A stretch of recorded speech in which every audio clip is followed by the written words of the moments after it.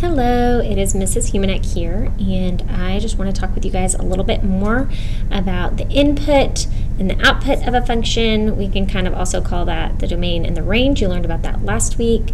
Those also can be recognized as our x and our y's, our independent variables and our dependent variables. So we're going to talk a little bit more about that today and just how to recognize those, and if we are given an input, can we find the output, and vice versa. If we're given the output, can we find the input? And so we're going to look at that today with sets of data from our functions. So here we go. So first up, we're going to take a look at this, and the first question that I'm going to ask you guys is, given this table, is it a function? And so how we recognize if something is a function or not is we need to look at the x values or the inputs and see if they get repeated. So we want to go ahead and take a look at all of our x values here, and we see in this case, unfortunately, the -12 and the -12, they repeat. So this one is not a function. So that's a first easy answer. So that's not a function. So now we're going to look at this. Given this table, is it a function? Let's go ahead and zoom in a smidge. No. All right, so given this table, is it a function? So we'll go ahead and look at all of our x values again. So we look 4, 6, 8, 10, 12. Yes, it is a function. Yay, it is. And so because we're asking those questions now, I want to ask you guys a couple questions. What would the input value be for b of x equals 5? So if the output is equal to 5, what would our input be? So we would look here and we would see that our output for 5 is actually going to be an input of 10. So we can just see that by the table. The second question, what would the input value for b of x equals 3? So since the output would be 3, we need to find that guy right there, which is $3, and the input value would be 6. Yay! So it is not crazy complicated, but we just need to make sure that we're matching the correct inputs with the correct outputs. All right, so we're going to keep moving along. And we're going to see, given this data set, is it a function? So let's see. So we're going to look at all of our, take my little green one here, we're going to look at all of our x values, and we see that they do not repeat, so it is a function, yay. And because it is a function, we want to know what would the input value be for f of x equals 4. So we need to find when the output, or our y's, is equal to 4. So we're going to look here and we're going to see that our output is 4 right there. So our input value would be equal to 3. So I guess we can write x is equal to 3. Cool. So pretty simple so far. All right, let's keep moving along. So if we move along, we can see, we can ask this question, does this represent a function? Let's take a look.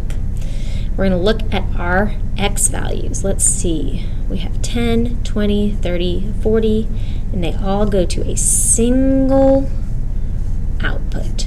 Yay! So they all go to a single output, so we can say that yes, it is a function. And we want to know, what is the output value for h of 30? So when x is equal to 30, what is our output value? So I'm going to go here and look at our 30 and follow that line, and we see that our value, our y value, our h of 30 value is equal to 25. All right, now we're going to look here. What is the input value for h of x equals 15? So what we're going to do is we're going to take a look at the output of 15, and we're going to go backwards, and we're going to see what the input value for that was, and it was 10. So our x was equal to 10. All right. Keep moving along. All right, we're going to see, does this one represent a function? Well, let's take a look. Our 2, our 4, and our 3. And unfortunately, our 2 has 2 separate output values. So because of that 2, this is not a function. So because it's not a function, we're not going to ask you guys about input and output. So now we're going to move along to this graph. Now we're going to look at a graph representation. So we can see from this graph, we're going to see is it a function. So with graphs, what I like to do is I like to use my vertical line test. I like to use my little ruler here, and so I kind of go along, and we want to see if the dots ever hit the ruler or the vertical line at the same time. And unfortunately, they do right here. Womp womp. So we're going to go right here because they both hit that vertical line. So this one is not a function. So, because it's not a function, I'm not going to ask you any more questions about it. All right, let's keep going. Let's see if this graph is a function. Let's take a look. We're going to look at all of our little vertical line tests, and we see that none of the dots from this discrete data, because dots are discrete data, they are counted in whole numbers, none of them are integers. We don't have any repeats, so it passes that vertical line test very nicely. So we see that it is a function, all right? And then we have some questions here. What is the output value for f of 7? So that means we need to find when x is equal to 7. So we're going to go along our x value here, or d value, and then we're going to go all the way up, and we see that our output value for f of 7 is equal to 16. Because we go across here. So we see that the output is 16. So we go over to 7, up, find the dot, then over to 16. We want to know what's the input value for f of x equals 12. So this means that our output is 12, and we want to find what the input is. So I'm going to go up here to my output of 12, go over here, and we're looking at this dot. And now I want to find the input value for that, which is down here at 4. So that means that our x is equal to 4 in that case. All right. Let's keep moving along. We want to see if this graph is a function. Let's see if it passes our vertical line test.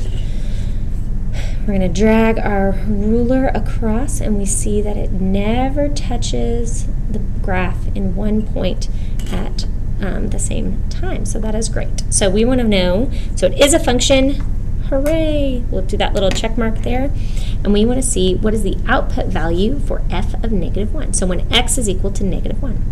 So we'll go here on -1, and then we'll find our way up, and we see that f of -1 is equal to +3. So if we look here, we see that our output value was 3.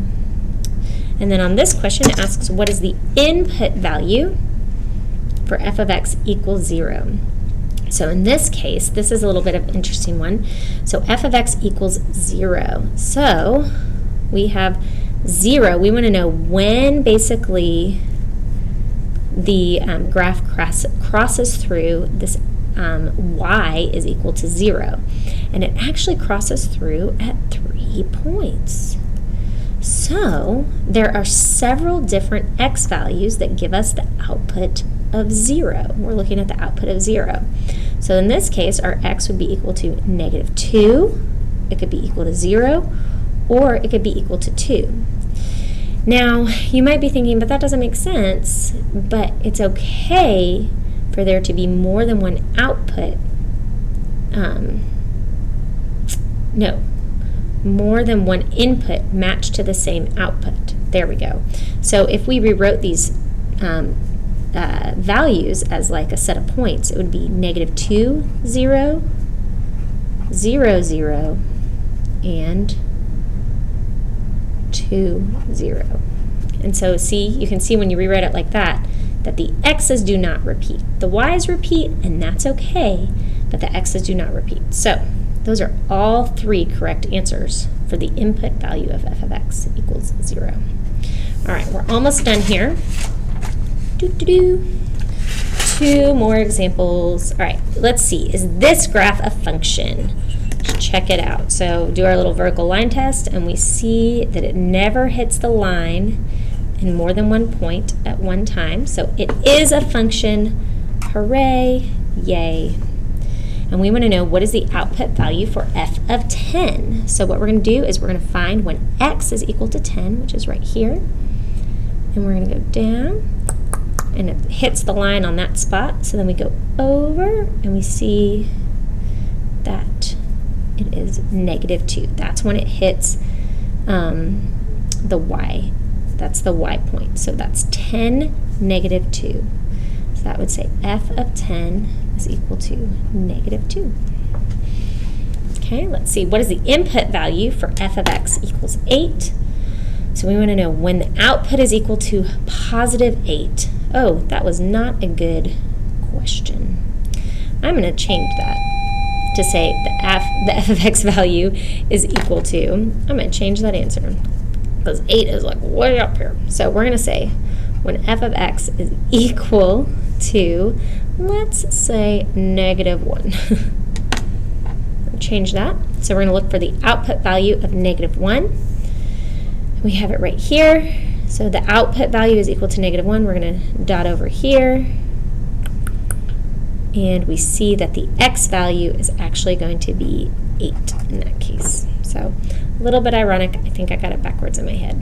So, but the answer is x is equal to 8.